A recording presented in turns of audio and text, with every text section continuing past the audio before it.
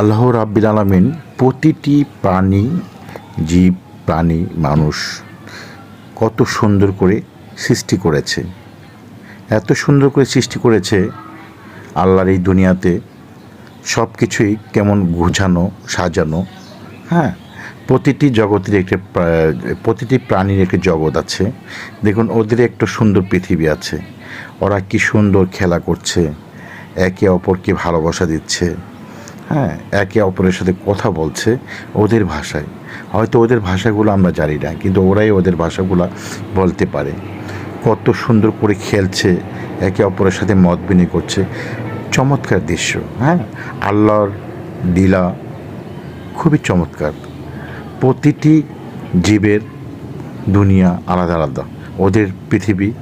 ওদের পৃথিবীতে ওরা বসবাস করে ওদের নিয়মে ওরা কথা বলে, ওদের নিয়মে